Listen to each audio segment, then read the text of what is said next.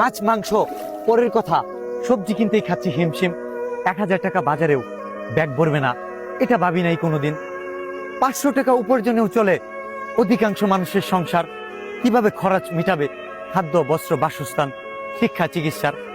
দেশীয় পণ্যের দাম বৃদ্ধি, এটাও নাকি ডলার সংকটের কারণ। অসাধু ব্যবসায়ীদের জন্য কৃত্রিম সংকট, কে করবে বারণ?